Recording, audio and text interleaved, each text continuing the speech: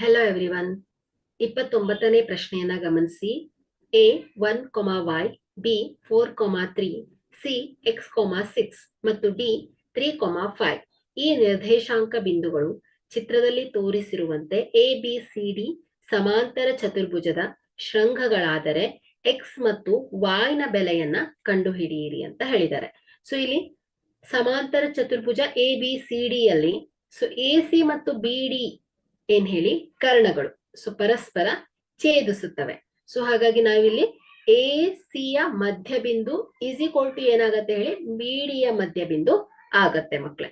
So ಹಾಗಾಗಿ ಇಲ್ಲಿ A C ಯ ಮಧ್ಯಬಿಂದು ಈಸ್ ಈಕ್ವಲ್ ಟು ಏನ್ ಹೇಳಿ ಬಿ ಡಿ ಯ ಮಧ್ಯಬಿಂದು. ಓಕೆ. ಸೊ ಇಲ್ಲಿ ಮಧ್ಯಬಿಂದುವಿನ ಸೂತ್ರ x1 plus x2 divided by 2, y1 plus y2 divided by 2.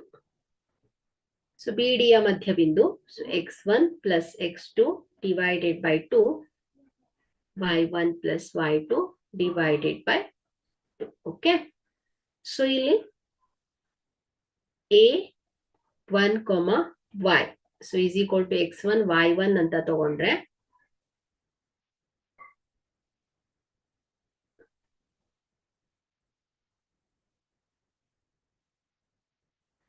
C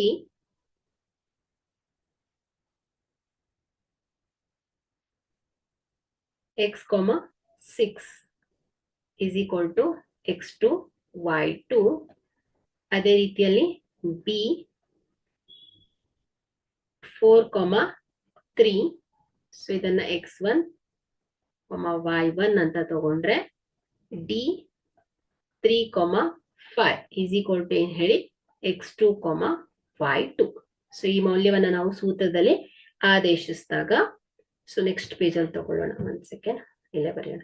so x1 1 plus x2 x divided by 2,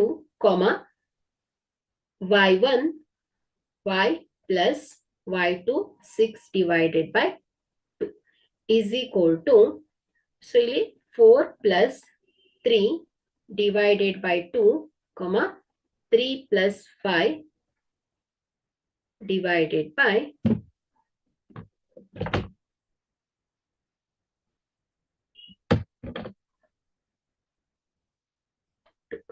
Okay. So 1 plus 6 divided by 2. So 1 plus x, so divided by 2, y plus 6 divided by 2 is equal to ಏನ್ ಹೇಳಿ 4 plus 3, 7 by 2, 8 by 2. So 7 by 2, 8 by 2. So equate ಮಾಡಿದಾಗ so 1 plus x divided by 2 is equal to 7 by 2. So y plus 6 divided by 2 is equal to 8 by 2. So ಎರಡು ಕಡೆ ಇರುವಂತಹ 2 ಹೋಗುತ್ತೆ. So 1 plus x is equal to 7. So x is equal to ಏನಾಗುತ್ತೆ 7 minus 1. So x is equal to 6 ಆಗುತ್ತೆ. So ಅದೇ ರೀತಿ y plus 6 is equal to 8. So y is equal to 8 minus 6. So y is equal to ಏನ್ ಹೇಳಿ 2 ಆಗುತ್ತೆ. So ಹಾಗಾಗಿ ಇಲ್ಲಿ x is equal to 6 ಮತ್ತು y is equal to 2 ಆಗಿದೆ. Thank you.